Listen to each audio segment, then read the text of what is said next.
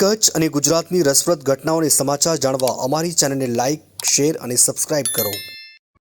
આજે ભુજ એપીએમસી મધ્યે ખેડૂત શ્રમિક સંવાદ એ કરીને એક કાર્યક્રમ આજે એપીએમસી દ્વારા આયોજિત કરવામાં આવ્યું હતું.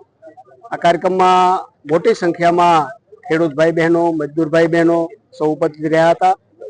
જે વર્તમાનમાં કેન્દ્રની સરકાર દ્વારા વિકસિત ભારત જીરામજી યોજના એ જે લાવી છે કેન્દ્ર સરકાર, એ યોજનાઓના ફાયદાઓ અને જે પ્રકારે વિપક્ષો દ્વારા એ કાગરોડ મચાવવામાં આવી છે, ત્યારે સાચી વાત લોકો સુધી પહોંચે કે જે પ્રકારે વર્ષોથી આઝાદી પછી આ દેશમાં ગ્રામીણ અર્થતંત્રને જે પ્રકારે એ નકારવામાં આવ્યું, ગ્રામીણ જે અર્થવ્યવસ્થા હતી એમાં જે ત્રુટિઓ હતી, ત્રુટિઓ પૂરી કરવા માટે અને મનરેગા યોજનામાં જે પ્રકારે ખૂબ મોટા પાયે આપણે બધાને ધ્યાનમાં છે કે મોટા પાયે આ દેશમાં એ ભ્રષ્ટાચાર ચાલતો હતો, એની સામે એ સંપૂર્ણ આ યોજનામાં નવા સુધારાઓ દાખલ કરીને ગ્રામ પંચાયત પોતે જ એ નિર્ણય લઈ શકે અને નાના ગામના કામો એ ગામમાં જ થાય અને ખાલી માટી પૂરી અને ખાડો કરીને માટી પૂરવાના કામો જે મોટાભાગે મનરેગામાં 2-4 પ્રકારના કામ થતા હતા, એમાં 40 પ્રકારના અલગ અલગ કામો થવાના છે.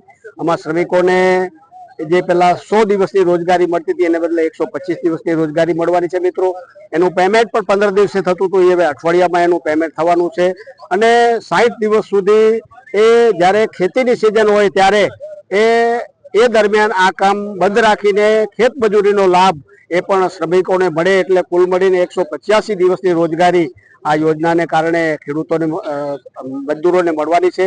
ત્યારે સંપૂર્ણ યોજના એ ખેડૂતોને પણ લાભકારી છે, શ્રમિકોને પણ લાભકારી છે. ત્યારે સાચી વાત એ જન સુધી, લોકો સુધી પહોંચે એટલા માટે અત્રે આ કાર્યક્રમનું આયોજન કરવામાં આવ્યું. વિકસિત ભારત જીરામજી યોજના એ ગામડાના અર્થતંત્રને ચેતનવંતું બનાવવા માટે જે નરેન્દ્રભાઈએ વાત કરી, વિકસિત ભારત 2047માં જ્યારે દેશને આઝાદીને 100 વર્ષ પૂરા થશે ત્યારે આપણો દેશ છે એ દુનિયાનું સૌથી શક્તિશાળી અને વિકસિત દેશ હશે. તો એના માટે આપણા ગામડાના અર્થતંત્રને, ગામડાને સાચા અર્થમાં વિકાસ કરવો પડે.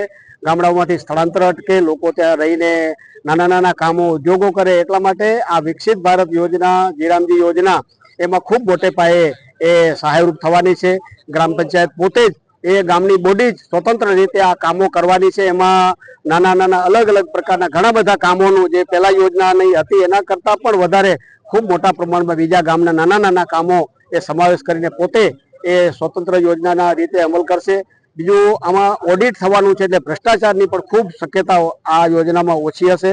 એટલે કુલ મળીને આ યોજના એ ગ્રામીણ ક્ષેત્રમાં ખૂબ વિકાસ થાય એના માટેની યોજના છે. એટલે આ યોજનાના જે મૂળમાં ખાલી મજદૂરી આપવાની વાત નથી, પણ નાના ગામડાના જે કામો છે, ગામમાં મૂતરડી હોય, નાના મોટા ગામમાં ગટરના કામો હોય, એવા નાના કામો જે છે એ નાના કામો પણ એ આમાં આ યોજનાના ભાગરૂપે થઈ શકશે. એટલે ગ્રામ પંચાયત પોતે સ્વતંત્ર નિર્ણય કરીને 40% જે મજદૂરીને 60% જે માલ મટીરિયલ પર તમે ખરીદી શકો, એ પ્રકારની આ યોજનાના પ્રાવધાન હોવાને કારણે એ ગ્રામ પંચાયતની ગામની બોડી જ પોતે સ્વતંત્ર નિર્ણય કરી અને આ યોજના મને લાગે છે ગ્રામીણ અર્થતંત્ર માટે ખૂબ મોટો એ ફાયદો કરવાનું બની રહેશે.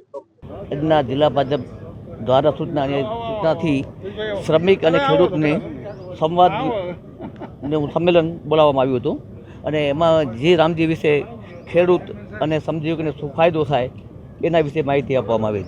ગામડાના લોકો માટે જે મનરેગા અને નરેગા જે યોજના હતી એ સુધારો કરી અને જે રામજી યોજના કરી છે એના માટે ખેડૂતોને શું ફાયદો થાય અને શ્રમજીવીઓને શું ફાયદો થાય એના વિશે માહિતી આપવામાં આવી હતી. એ લોકો કોઈ પણ કામની અંદર કોઈ કામ, દાખલા આ લોકો એમ કીધું કે ગામડામાં હવે તો ગટરનું કામ પણ આનામાં લઈ શકાશે, નાની મોટી ખરીદી પણ લઈ શકાશે.